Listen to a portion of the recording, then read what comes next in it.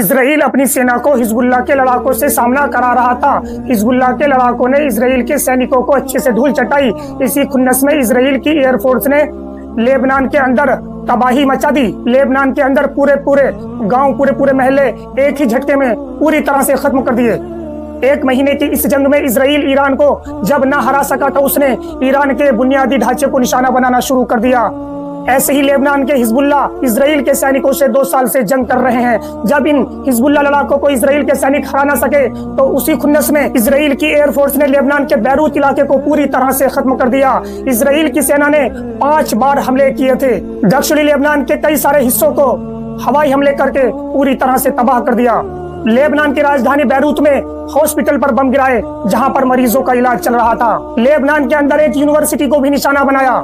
Lebanon की राजधानी में हॉस्पिटल और यूनिवर्सिटी को निशाना बनाया। लेबनान के दक्षिणी एरिया में गांवों और कस्बों को निशाना बनाया गया।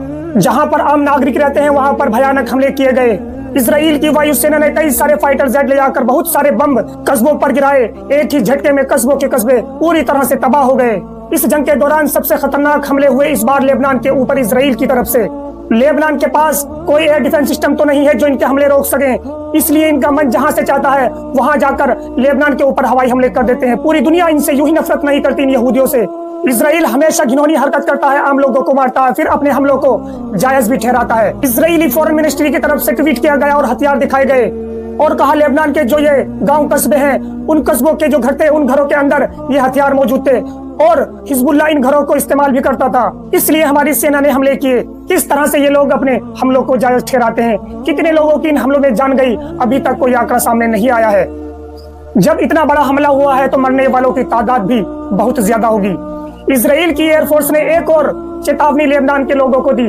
दक्षिणी लेबनान के 7 इलाकों को खाली करने का आदेश दिया गया कि बहुत जल्द से जल्द यहाँ के लोग हट जाएं, हम इन पर बड़े हमले करने वाले हैं। इस तरह से ये लोग लेबनान को तबाह और बर्बाद करने पर तुले हुए हैं। फिलहाल दोस्तों, डोनाल्ड ट्रंप ने मंगलवार तक टाइम दिया था।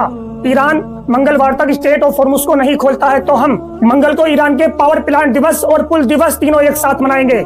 ऐसे हमले आप पर कभी नहीं हुए होंगे जो हमले हम इस बार करेंगे। स्ट्रेट ऑफ हॉर्मुज को खोल दो, स्ट्रेट ऑफ हॉर्मुज को खोल दो पागलो। इस तरह की बातें डोनाल्ड ट्रंप ने धमकी देकर कही है। अमेरिका खुली धमकी ईरान को दे रहा है, पागलो खोल दो, आपको नर्क में भेज दूंगा। इस तरह की धमकियां डोनाल्ड ट्रंप ने दी हैं। इससे बड़ी धमकी अगर अमेरिका के पास हो तो वो धमकी भी ईरान को दे दे।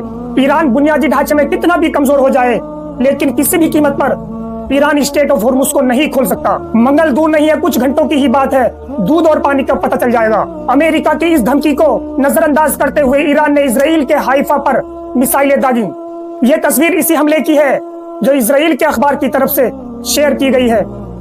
इस रिपोर्ट्स में इतना ही। अगली खबर के साथ फिर मिलते हैं। अल्लाह हाफिज।